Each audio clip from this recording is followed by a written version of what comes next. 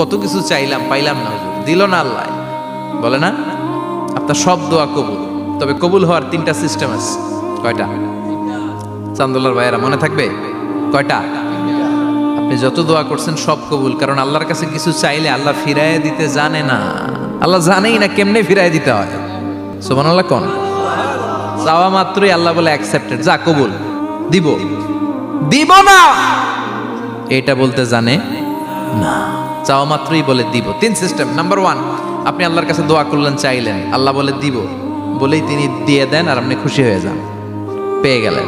Number 2, আপনি আল্লাহর কাছে দোয়া করলেন, চাইলেন, তখনও আল্লাহ বলে দিব, তবে এখন না, সবুর, একটু পরে দিব। কখন দিলে আমার জন্য ভালো, আমার চেয়েও ভালো জানে কে, পরে দিবে। নাম্বার 3, চাইলেন, দোয়া করলেন, আল্লাহ তখনও বলে দেব, তবে এখনো না, পরেও না, কিয়ামতের দিন যেদিন বিপদে পড়বে ওই দিন দেব। যেদিন তোর বাবা তোরে চিনবে না, তোর মা তোরে চিনবে না, বন্ধু বন্ধুরে চিনবে না, পীর সাহেব মুরিদরে চিনবে না, মুরিদ পীর সাহেবরে চিনবে না, ইমাম সাহেব মুসল্লিরে চিনবে না, মুসল্লি ইমাম সাহেবরে চিনবে না, কেউ কাউরে চিনবে না, ওই কঠিন দিনে তোরে আমি বাঁচাইয়া দেব। তাই দোয়া যা করছেন ছোটবেলা থেকে আজকে পর্যন্ত, লস হয়েছে না লাভ? লস না লাভ? এজন্য বেশি বেশি দোয়া করার দরকার আছে না নাই?